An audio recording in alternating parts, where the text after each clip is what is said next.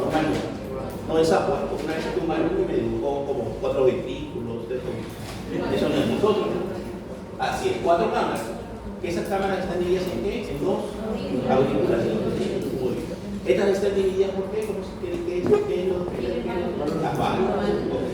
En el corazón derecho, ahora vamos a hablar así, el corazón derecho que está formada por la aurícula derecha y el ventrículo derecho, ¿qué válvulas tenemos ahí? Tricúspide, que divide, que está entre la aurícula y el ventrículo, ¿qué más? Y la pulmonar, ¿no? Que va a dividir la parte del aurículo con la parte del ventrículo. Y en la parte del corazón derecho que tenemos mitral, que divide la aurícula, ¿no? Y el ventrículo izquierdo y la parte aórtica. Muy bien.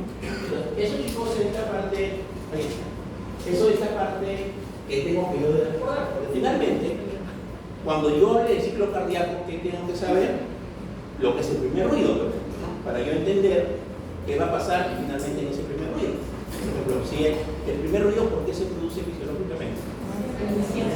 Por el cierre de las válvulas auriculoventriculares, así es. Entonces, se cierran las válvulas, ¿y qué va a pasar si se cierran las válvulas? ¿Qué creen que va a pasar con la presión en el ventrículo? Y de cierra la válvula, ¿qué va a pasar con el volumen en la aurícula izquierda? Sí, es decir, cerrado, el primer ruido, lógico, ¿no? Está cerrado. En la aurícula, ¿qué va a pasar? Va a aumentar la presión, pero ¿qué va a pasar en el ventrículo? Va a disminuir la presión, finalmente va a ser esto que va a hacer, va a estar contrayendo, porque finalmente, fíjense, cuando se abre la aurícula, ¿qué va a pasar? Esto se llena, ¿no? Y después esto se contrae. Acuérdense, eso es la parte de la sístole y la parte de la diástole. Entonces yo tengo que recordar que es el primer ruido. El primer ruido es el cierre de las válvulas auriculoventriculares. Y de ahí tengo que recordar que es el segundo ruido. ¿El segundo ruido qué es? El cierre de las válvulas sigmoideas. ¿Eso cuáles son? La aórtica y la pulmonar. Ese es el segundo ruido, ¿no? Lo mismo, porque finalmente, cuando yo quiero de alguna forma que esta válvula aórtica esté abierta, para poner el corazón izquierdo, ¿para qué? Para que este ventrículo se contraiga. ¿Estamos de acuerdo? Este ventrículo contraiga. ¿Cómo tiene que estar esta válvula mitral? Tiene que estar cerrada, porque si no, ¿qué pasaría? La sangre se pasaría hacia la aurícula. Y eso pasa cuando hay valvulopatía, por ejemplo. Si yo tengo una valvulopatía mitral, ¿qué va a pasar? Cuando el corazón se contraiga, va a mandar sangre hacia la aorta y va a mandar sangre hacia la aurícula, ¿no? Ese movimiento es retrógrado. Claro, el movimiento retrógrado, pero eso no es fisiológico, no es patológico. Entonces, eso es lo primero que tienen que ustedes recordar, que es el primer ruido, que es el segundo ruido, que se abre, que se cierra para poder entender el ciclo cardíaco. Porque el ciclo cardíaco es eso, ¿no? Y aparte del ciclo cardíaco, de ahí tenemos que ponerle presiones y volúmenes. Eso después lo vamos a ver en la otra sesión. Entonces, ese es el primer concepto que tienen que saber. Por ejemplo, ¿cuántas ¿cuántas arterias pulmonares tenemos? 2 arterias pulmonares. ¿Y cuál es la diferencia de las arterias pulmonares con otros tipos de arterias? Que llevan sangre venosa. Es la única arteria que lleva sangre venosa. ¿Cuántas venas? 4, muy bien. ¿Dónde terminan las venas? ¿En qué parte? En la aurícula derecha, en la aurícula izquierda. En la aurícula izquierda, ¿no? ¿Cuántas son? 4. Así es. Entonces, estas venas van a llevar sangre oxigenada, porque ya se tuvo problemas tóxicos. Eso lo vamos a ver cuando veamos neumología, el tema de hematosis. ¿Ya? Muy bien, entonces todo eso finalmente nos va a llevar a que el corazón cumpla su principal función. ¿Cuál es su principal función? Bombear sangre. Esa es su principal función. Entonces, cuando un corazón es insuficiente, o cuando un paciente tiene insuficiencia cardíaca simple, cuando no puede bombear adecuadamente la sangre. Y esto va a traer diferentes signos, ¿no? Eso ya lo vamos a ver a 2 semanas más cuando hablemos de patologías cardiovasculares. Insuficiencia cardíaca, infarto, valvulopatías. Muy bien. Entonces, ¿qué otra cosa es importante? Para poder, de alguna forma, lo que les explicaba.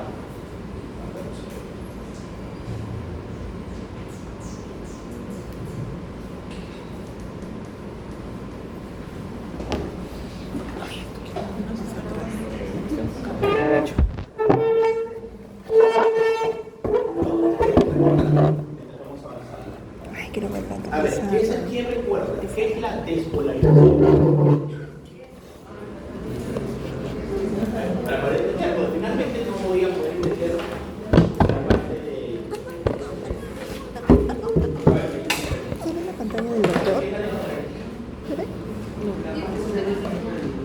Mejor sosténlo ahí. Ya. Poner tu mochila y ponerlo así inclinado.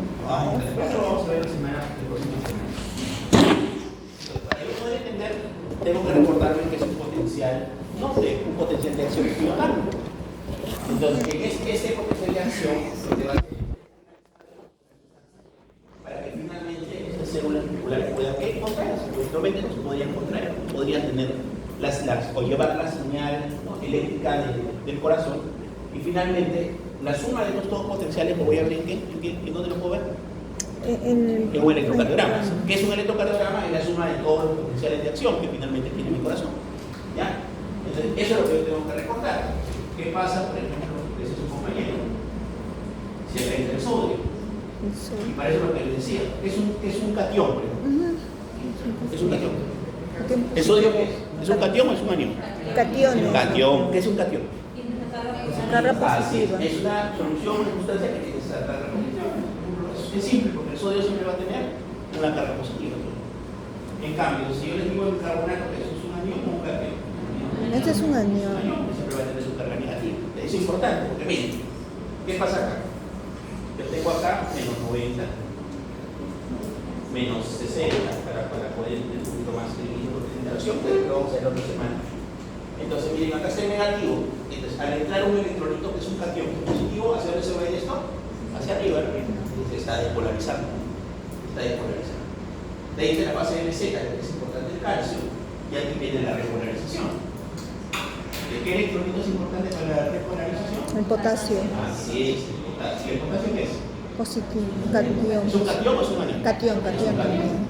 Entonces, ¿qué va a pasar? Si está saliendo algo positivo, acá está entrando algo positivo, si no estamos de acuerdo, y acá está saliendo algo positivo. Entonces, ¿qué va a pasar dentro del potencial óptimo de la célula? Acá se va a poner negativa, ¿sí? Así es. Entonces, siempre generalmente las células que buscan es el equilibrio, pero ¿qué pasaría si nuestras células en general, nuestra neurona, nuestro músculo estriado, nuestro músculo liso, no sucedieran estas cosas? No podríamos movernos, estaríamos así. Y ahí ya vienen las patologías. Hay patologías, no hablemos de neurología, que afectan de alguna forma los potenciales de acción, en este caso del músculo cardíaco, o en este caso las arritmias, ¿no? Cuando se altere este potencial de acción, que voy a tener arritmias, ¿no? Arritmias. Entonces, ¿cómo creen ustedes que actúan los antiarrítmicos? Despolarizando. Así es. Es decir, los antiarrítmicos actúan bloqueando alguna parte del potencial de acción. Eso lo vamos a ver la próxima semana. Ahorita lo que queremos netamente es que ustedes tengan el proceso básico.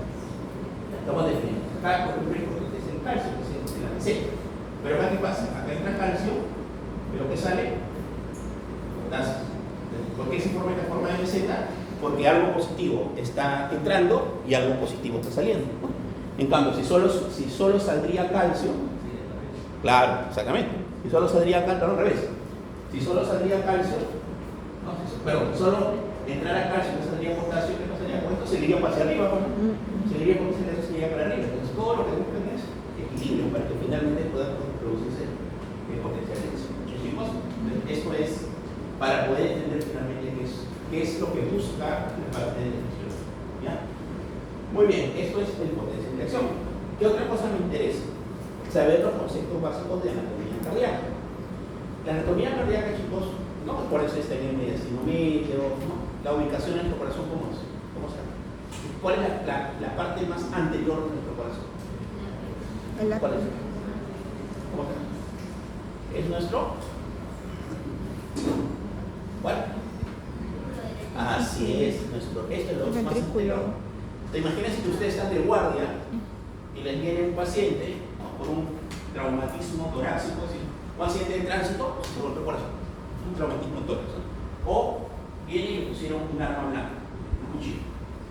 ¿Cuál es la estructura que con mayor probabilidad se pueda lesionar? El ventrículo derecho, ¿no? Porque es lo más anterior, digamos, ¿no? Igualito, ¿no? Si yo tengo un traumatismo torácico, que puede hacer el paciente un traumatismo, una hemorragia intrapericárdica, ¿no?, hasta un taponamiento pericárdico. Entonces, ahí de alguna forma es la parte anterior. Muy bien, ¿qué otra cosa es importante? Recordar la irrigación de la arteria, no de la irrigación, perdón, del sistema del corazón. Y imagínense la imagen de irrigación.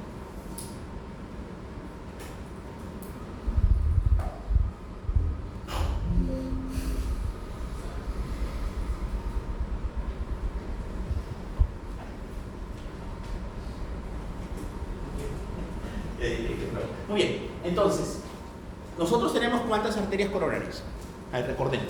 Derecha Una, y dos, izquierda. tres. Y está Dos arterias coronarias. dos, Así es. ajá. ¿Cómo se llaman? La derecha, La derecha y la izquierda. Así es. Muy bien. Entonces, vamos a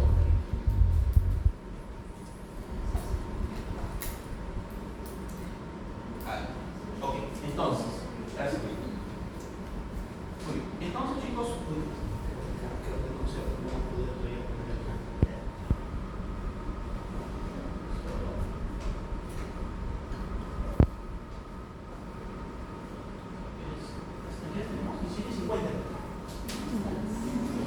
Sí, está 5.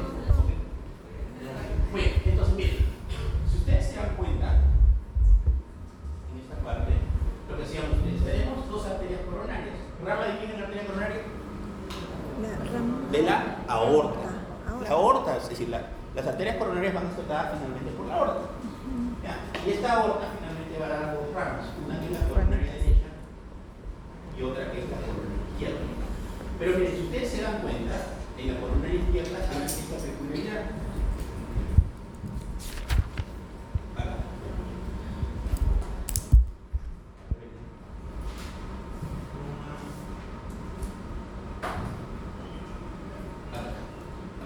Ahí está.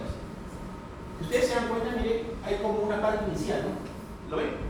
Eso se llama tronco. Es decir, la coronaria izquierda, a diferencia de la coronaria derecha, va a tener un tronco inicial, como ven ustedes. Y de este tronco se va a dividir en dos. Una que va hacia la cara lateral, que va a ser compleja, y otra que se va hacia abajo, que por su nombre es más fácil de entender, se llama descendente anterior, o también llamada interventricular, ¿ok? Porque va por los, es decir, por el espacio interventricular, el ventrículo derecho e izquierdo va por el medio. Es la misma arteria. Es el mismo nombre de la arteria, perdón, ¿no? Descendente anterior o interventricular. Muy bien, entonces, en este caso, chicos, porque es importante, porque la circunfleja, que es esta, va a indicar la cara lateral del corazón. La cara lateral del corazón que tenemos, recuerden, B5, B6, ABL, ¿no? Y así. Entonces, ¿qué me interesa acá? No solamente me interesa el plano netamente de la irrigación, sino cómo esto yo lo puedo interpretar en qué? En mi electrocambio. ¿Ya? Es decir, finalmente la irrigación coronaria me sirve a mí ¿para qué? Para tener un enlace, ¿no? O un puente académico para yo poder entender finalmente cómo va a ser la irrigación la irrigación y cómo lo puedo yo esto interpretar en un electrocardiograma, ¿no? ¿Qué es eso? Que finalmente, por ejemplo, si yo tengo un paciente que tiene un ST elevado en B5, B6, en AB y en AB1, ¿creen ustedes que yo también pueda saber probablemente qué arteria se ha obstruido o no? Así es. ¿Qué arteria sería ahí? La circunfleja. ¿Me entienden? Esa es la parte aplicativa, eso es lo que les va a servir a ustedes. Ustedes van a hacer unos trombos, van a ver un electro, van a ver B5, B6, una BL, y no solamente le va a decir es un ST elevado, sino van a decir, doctor, acá se ha obstruido la circunfleja. ¿No? De frente lo van a meter para que ustedes ayuden a hacer el cateterismo, porque el cardiólogo va a estar sorprendido de que un estudiante de medicina que se le dificulta tanto en la parte cardiológica sepa algo bastante que no es normalmente que todos los estudiantes de medicina lo sepan. ¿Ya? Muy bien. De ahí venimos con esta parte, que es la descendencia anterior. Si a mí me preguntaran en una evaluación cuál es la arteria más importante del corazón, es esta. Porque esto va a ligar prácticamente todo el ventrículo izquierdo. Acá tenemos solo el mismo técnico, para recordar, ¿no? Se llama SAL. La cara sectal, la cara anterior y la cara lateral. La cara lateral es la misma, ¿no? Y la descendente anterior va a ligar eso. La cara antero-sectal. Y acá yo tengo derivadas que B1, B2, B3, B4. ¿Ya? Así. Entonces, ¿qué estoy haciendo acá? Lo mismo. Mi electrocardiograma. Estoy viendo cómo finalmente voy a tener estas caras en el electrocardiograma. ¿Ya? Muy bien.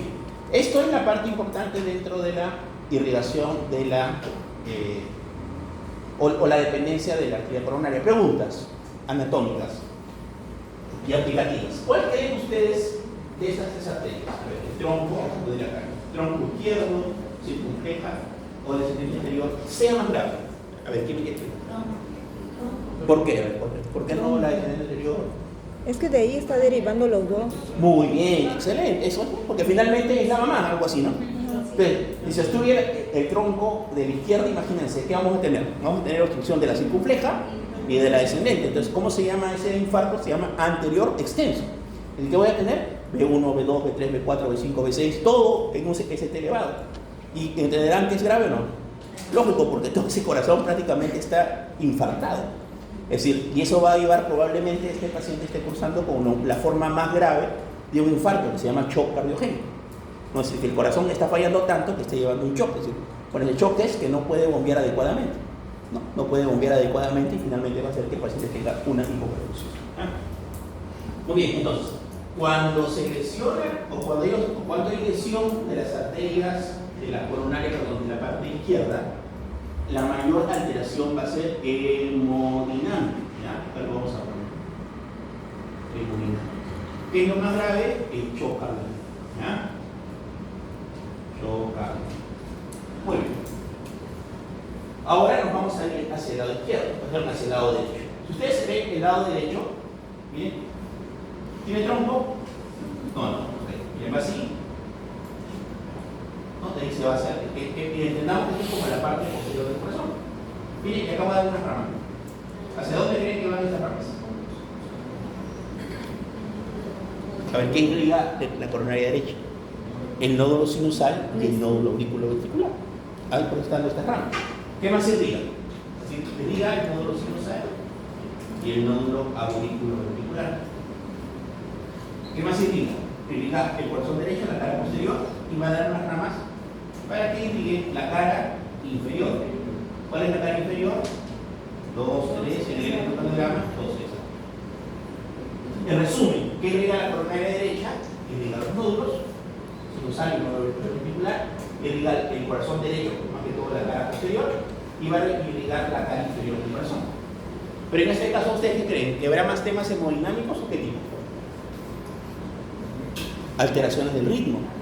El corazón derecho, más que alteraciones hemodinámicas, produce alteración del ritmo. ¿Qué produce? Bloqueos auriculoventriculares, generalmente del segundo o tercer grado. ¿Por qué? ¿De qué irriga? ¿Qué irriga? Los nódulos. Ellos van a ser los que van a regular finalmente toda la regulación de nuestro sistema de conducción cardíaca. Entonces, por ejemplo, si yo les pusiera a ustedes un caso clínico, paciente de 60 años, ¿no? Que ingresa a la emergencia con dolor torácico, ST elevado, ¿no? En 2-3 ABF, bloqueo auriculoventricular tercer grado, indique qué arteria es la que se obstruye. ¿Qué arteria se obstruye? ¿La derecha o la izquierda? Muy bien, ya quiero ser más fino. Digo, ¿qué rama de la coronaria derecha? Probablemente puede ser, no pueden poner rama en nodo sinusal o nodo auriculoventricular, va a depender mucho de la gravedad. ¿Okay? Pero finalmente, si hay algún bloqueo o le ponen un bloqueo o un infarto, probablemente sea de la coronaria derecha, ¿no? Porque esto es lo que va a llegar el nódulo sinusal y el nódulo auriculoventricular. ¿Ya? Y aparte, ¿qué otro dato les dije al final? ¿Qué les dije? 2-3 llaves, ¿qué es? Cara inferior. ¿Cara inferior quién me irriga? La coronaria derecha. ¿Ya? Entonces, esto es lo que de alguna forma ustedes tienen que llevarse. Es decir, que esto no solamente es aprenderme de nombre las arterias, sino cómo lo puedo aplicar, no solamente en la parte, ¿no? de las caras en el electrocardiograma, en las caras del corazón, sino cómo esto se puede presentar como caso clínico, como shock cardiogénico o como bloqueos auriculoventriculares. ¿Ya? Entonces, eso es la parte importante. No sé lo que ustedes van a ver cuando lleguen a los hospitales. ¿Pregunta de esto, chicos? ¿Dudas, comentarios? ¿Cuál? Exacto. Claro, esto es una memotécnica. Es decir, esto para que ustedes vean, ¿no? Cómo es de alguna forma la irrigación por la coronaria izquierda, ¿no? ¿Qué irriga? Septo, ¿no? Cara anterior y lateral, ¿no? Es decir, ese es la memotécnica. Pero para que ustedes se olviden, porque miren, cualquiera diría, anterior sería B1, B2, ¿no? Yo diría, ¿no? Pero acuérdense, esto viene así, ¿no? Viene primero el septo, de ahí viene la cara anterior, ¿no? Y de ahí viene la cara lateral. Por eso es septo, anterior y lateral. Salto, ¿no? Salto. B1, B2, B3, B4, B5, B6, que es lateral baja, porque se divide, y ABL y 1 que es lateral alta. ¿Ah? Es decir, el infarto lateral se divide en dos tipos, ¿no? El lateral alto y lateral bajo, ¿sí? Lateral bajo es B5, B6 y lateral alta es ABL1. Igual, irrigación, la circunfleja. Última pregunta. De mayor a menor, en pacientes con infarto, ¿cuáles son, en frecuencia, cuáles son las arterias que se obstruyen en mayor proporción? En frecuencia. Muy bien. La descendente anterior, primer puesto. De ahí, segundo puesto, la coronaria derecha. Tercer puesto, la circunfleja. Ese es en el orden de mayor a menor. Si yo les digo de menor a mayor, ¿cómo sería? Circunfleja, coronaria derecha y descendente anterior. ¿Ya? Ok. Eso también es importante, que lo ponemos por acá. ¿Ya? En los infartos, la que más frecuentemente se obstruye es la descendente anterior, y ahí la coronaria derecha y finalmente la circunfleja. Muy bien, ahí. Muy bien, esa es la otra importante. Ok, entonces ya tenemos la patología. Entonces, esta parte del corazón finalmente va a estar cubierta. ¿Por qué? Vamos a borrar. Antes, si quieren tomar foto, no lo borramos. Okay. Este corazón, chicos, va a estar rodeado por una capa que se llama el pericardio. ¿Y el pericardio cómo está dividido? ¿Qué se acuerda? ¿Cuál? Visceral, parietal. Parietal y visceral. ¿Cuál es la subdivisión de eso? ¿Cuál? Fibroso, ¿qué más? Seroso. Así es. Entonces, este pericardio, chicos, normalmente ¿qué función cumple? Acá hay dos. Amortiguamiento. Claro, acá hay líquido, hay un poco de líquido que finalmente lo que hace esto es servir como, digamos, como una...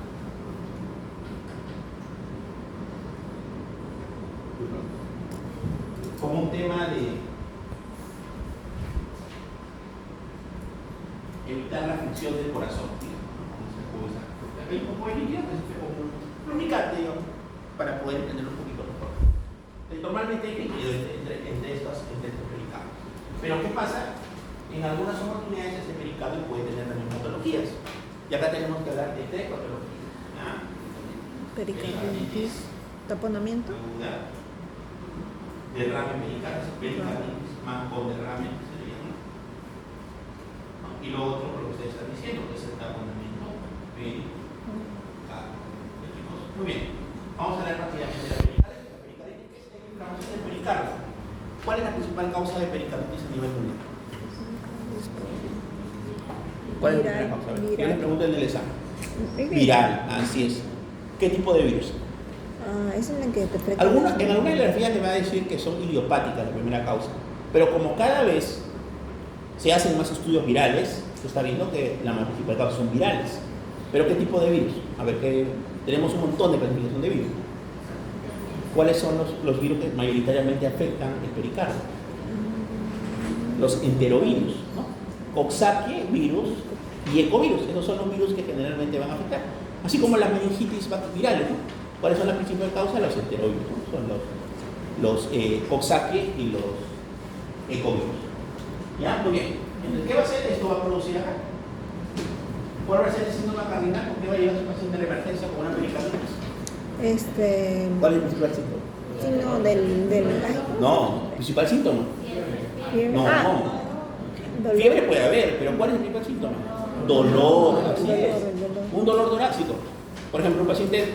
¿Y cuál es el dato dentro del epidemiológico, el dato de antecedentes más importante?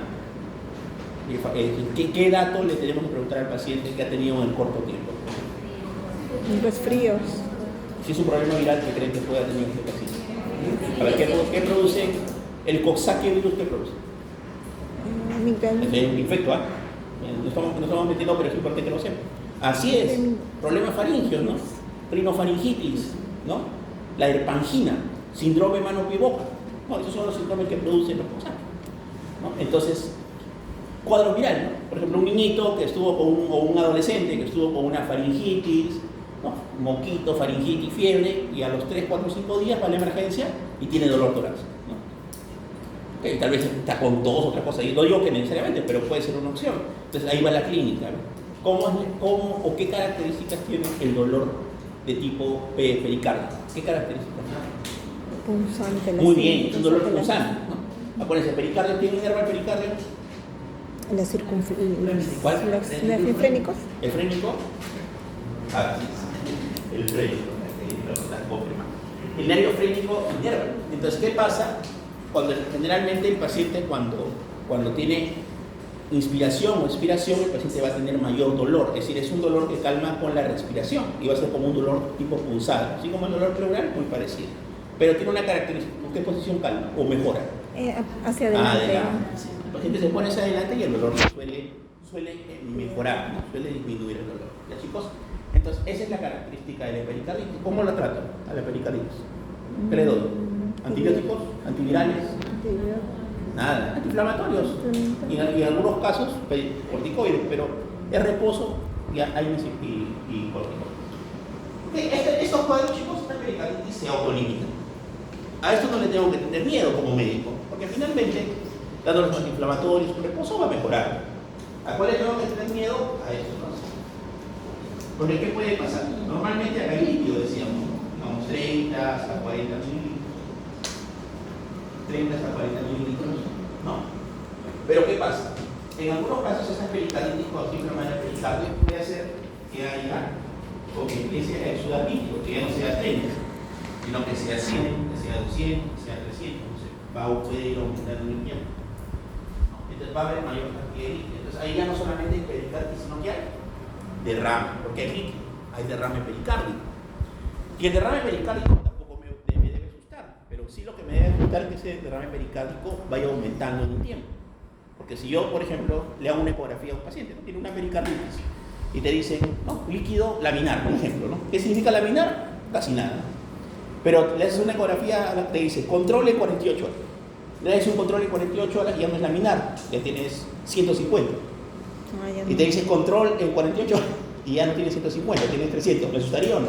Sí. Sí, porque cada vez que aumenta ese líquido, llega a los 400 o 500, ya no solamente el paciente puede tener derrame, sino que puede tener taponamiento, que eso es lo grave. ¿El taponamiento qué significa?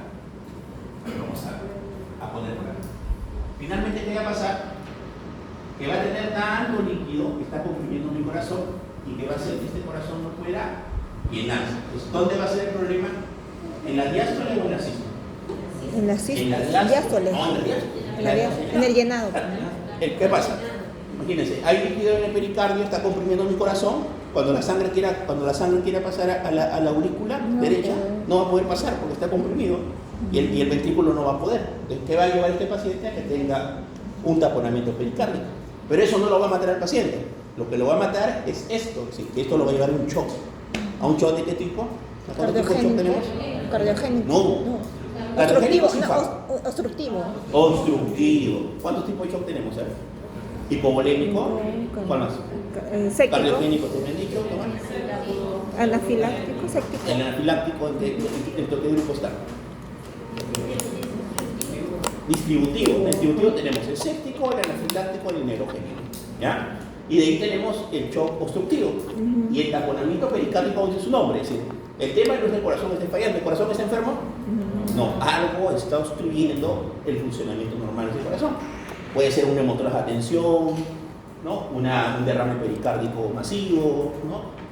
Puede ser un tromboembolismo pulmonar masivo, ¿no? Que finalmente lo que van a hacer es que no haya un adecuado llenado, ¿no? De la parte del vestíbulo. ¿Sí?